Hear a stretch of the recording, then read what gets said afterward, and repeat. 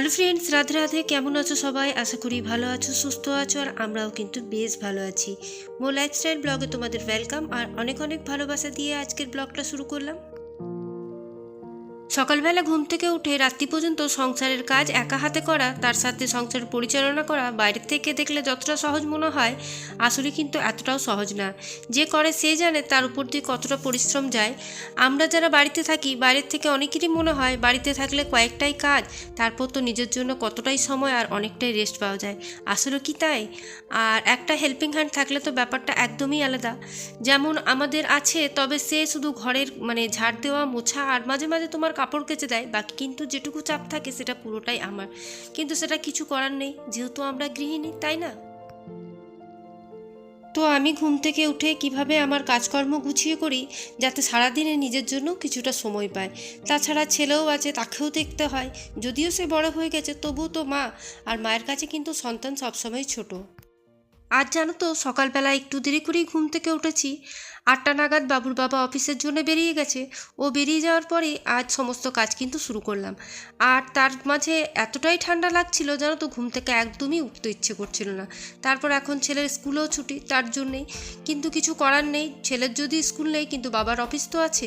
তাই তাড়াহুড়ো করে উঠে নিজে একটু ফ্রেশ হয়ে বাসি ঘর তোর ঝাড় দিয়ে বরকে অফিসে টিফিন বানিয়ে দিয়ে তারপর তাকে পাঠিয়ে তারপর এই যে এখন আমি ঘরের সমস্ত কাজ স্টেপ বাই স্টেপ শুরু করে দিলাম।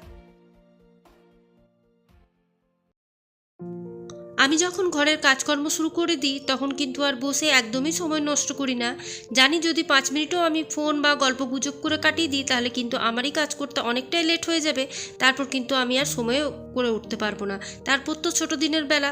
আর এর মাঝখানে দেখতেই পাচ্ছ আমার আবার কাজের দিদিও আজকে তাড়াহুড়োর মধ্যেই চলে এসছে। 8:30 নাগাদই চলে এসছে। তো যাই হোক, আমার মোটামুটি ডাস্টিংয়ের কাজ কমপ্লিট হয়েছিল, কিছুটা বাকি ছিল। তো তাই দিদিকে বললাম তুমি ঝাড়টার দিতে দিতে আমি ডাস্টিংটা করে নিই, তারপর ও তো মুছে চলে যাবে। তো যাই হোক, আমি মোটামুটি ঘর তোর মোছা তোছা ডাস্টিং যাই হোক আজকে যেমন তেমন করেই হয়েছে, বলবো না একদম পুরো ক্লিয়ারভাবে হয়েছে। তো যতটা পারলাম করলাম, দিদি আসার আগেই আমি করে থাকি। কারণ ঘর মোছা ঝাড় দেওয়ার পর যদি আমি ডাস্টিং ক্লিনিং করতে যাই তাহলে ডবল খাটালি হয়ে যায়। তো সেই জন্যই সেদিনটা কিন্তু আমি স্কিপ করে দিই। মোটামুটি ঘর দোর পরিষ্কারই থাকে, তবে ওই ডাইনিং টেবিল, তারপর তোমার শোকেস টোকেস এগুলো একটু না মুছে নিলে যেমন কেমন মনটা তোমার খুঁতখুঁতে হয়ে থাকে। আর এখন চলে এসেছি আবার রান্নাঘরে। রান্নাঘরে এসে সমস্ত তো বাসন কাল রাত্রে ধুয়েই রেখেছিলাম। তো এই যে কড়াইটা আমি ইউজ করে থাকি, তো সকালে একবার তো ইউজ হয় অফিসের জন্যে, তো তার জন্যে এখন আবার ওই কড়াইটাকে ভালোভাবে মেজে নিচ্ছি। আর আজকে চায়ের সসপ্যানটা এখন ভিজিয়ে রেখে দেবো, সেটা পরে মাজবো। আর জানো তো, কড়াই অনেকগুলো আছে, কিন্তু ওই পুড়ে যাওয়ার ভয়ে আমি কিন্তু আর ব্যবহার করি না। এই কড়াইটাই ব্যবহার করি, তাড়াতাড়ি মাজাও হয়ে যায় আর পরিষ্কারও হয়ে যায়। আর এখন এই যে আরেকবার সিঙ্কটাকেও ভালোভাবে পরিষ্কার করে নিচ্ছি। সিঙ্ক এরিয়াটাকে আমি সারাদিনে 2বার কিন্তু ভালোভাবে পরিষ্কার করেই নিই, যেহেতু এখানে এঁঠো বাসন সমস্ত কিছু নামানো হয়, তারপর সেগুলো ধুয়ে মেজে আমরা খাবার খাই, সব কিছুই করে থাকি। তাই সবসময় আমি সিঙ্ক এরিয়াটাকে কিন্তু খালি রাখারও চেষ্টা করি আর পরিষ্কার রাখারও চেষ্টা করি। আর আজকে সিঁড়িঘরটার কাজটা একটু লণ্ডভণ্ড হয়ে গেছিলো, তাই এখন ব্যারেলটা ছাদের মধ্যে তুলে দিচ্ছি। এই জলের ব্যারেলগুলো এখন কাজে লাগে না, যেহেতু ফ্রেশ জল আসছে তার জন্যে। আর আগে কিছুদিন আগে আমাদেরকে কিনে জল খেতে হচ্ছিলো। আর এদিকে লাউ গাছটাও দেখে নিচ্ছিলাম। লাউ গাছটা জানো তো লতিয়ে পাতি এমন হয়েছে, আম গাছ জাম গাছ যার তার মধ্যে উঠে গেছে। আর একটু এদিকের গাছগুলোকে একটু কুড়ে দিচ্ছি, গাঁদা ফুলেও নানা রকম কুড়ি এসছে। আর তোমাদেরকে একটু দেখায় যে আমার যে ফুল গাছটা জবা গাছটা লাগিয়েছিলাম তার মধ্যে দেখো এই যে অপরাজিতার বীজগুলো ফেলেছিলাম সেগুলো হয়েছে। আর ফুল গাছটাও দেখো কি সুন্দর লাগছে, তাই না? আর এই জবাগুলো কিন্তু প্রতিদিন একটা দুটো করে। তো এই যে দেখতেই পাচ্ছ লাউ গাছ দেখো ধরেছে কোথাও। আর আম গাছের সাথে গাঁদাল গাছ জংলি গাছ সব একসাথে। আর এখানে জানো তো আমাদের পুরনো কুয়োটা আছে, তো সেই কুয়োটা তো ব্যবহার হয় না। আর এই যে এর ভেতরেই কিন্তু আজকে বিড়াল ছানা দিয়েছিল। তো আমি ওই সিঁড়ির নিচে দিয়েছিল, আর সিঁড়ির নিচেই জানো তো এই বড় হাঁড়িটা রাখা থাকে, তো সেই হাঁড়ির ভিতরে দিয়েছিল। তো একটা বাচ্চা কুই কুই করে যখন শব্দ করেছে তখন আমি দেখতে এসেছি, তখন দেখেছি বিড়াল বাচ্চা। যেই ছাদ দিকে নেমে এসেছি আর দেখছি সেই বিড়াল বাচ্চাটা কিন্তু আর নেই। তো যাই হোক, তার মা হয়তো নিয়ে গেছে। আর এইদিকে এই যে রান্নাবান্নার জিনিস কেটে কুটে নিয়েছি। তো আজকে বাঁধাকপির তরকারি, সিম ভাজা, করলা, আলু সিদ্ধ, এদিকে ডাল চাপিয়ে দিয়েছি। আর করব ঘি ওই যে লাউ আলু পোস্ত, আর কিচ্ছু না। তো এদিকে এখন রান্না ঝটপট করে নিই। আর যেহেতু বাসন টাসন ধুয়েছিলাম বলে নাইটিটাও চেঞ্জ করে নিলাম। শীতকালে না ভেজা জিনিসটা পরে একদমই থাকতে পারি না। আর আজকের তো ওয়েদারটা ভীষণ বাজে, একদম মেঘলা আকাশ, কুয়াশায় ভরে আছে। তোমরা কতটা বুঝতে পারছো জানি না, তো কিন্তু আজকের ওয়েদারটা একদম বাজে। তাই আজকে ভাবলাম যখন কাপড়টা ছেড়েই নিলাম একবারে স্নানটাও সেরে নিই। তো স্নান টান সেরে নিয়েছি। আর এখন এই যে ভাতটাও বসিয়ে দিই, ডাল তো হয়ে গেছে আর এদিকে লাউ পোস্তটা হচ্ছে। তো তাই ভাবলাম তাড়াহুড়োর মধ্যেই কিন্তু তোমার খাবারটাও চাপিয়ে দিই। তো যাই হোক, এখন চলো ঘরের সমস্ত কাজ হওয়ার পর এখন এই যে রান্নাবান্নার কাজটা, এটাও একটা বলতে পারো বিশাল বড় আমাদের গৃহিণীদের কাজ, সময়ের মধ্যে যাতে রান্নাটা হয়ে যায়। তো আরেকটু শীত পড়ে গেলে আমি কিন্তু রান্নাটা একটু দেরি করেই শুরু করব, যেহেতু একদম ঠান্ডা আমি খেতেই পারি না, আর ভাত তো একদমই না। তো তার জন্যেই, আর ছেলে স্কুল থাকলে তো ঠান্ডা খাবেই না, তো তার জন্যেই এরপর থেকে আমি যেটা 10টার সময় হয়তো রান্না শুরু করছি সেটা 11টার মধ্যে রান্নাটা শুরু করব। ঘন্টাখানিকের মধ্যেই সমস্ত তো হয়ে যায়, তার জন্যেই।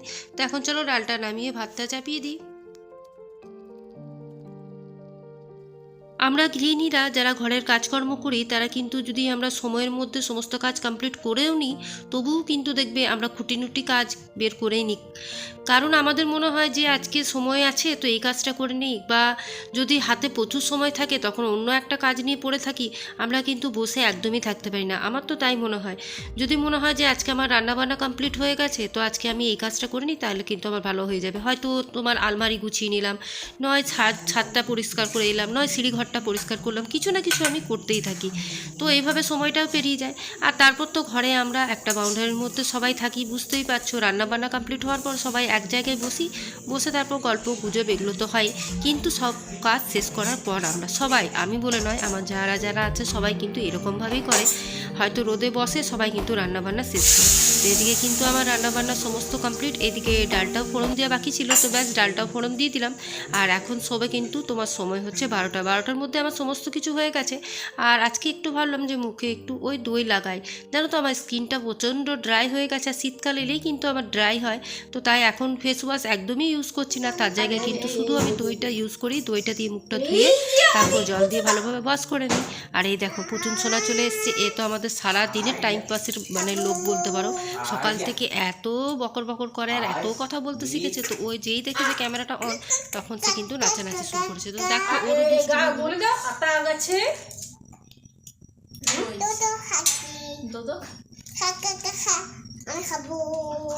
আমি খাবো।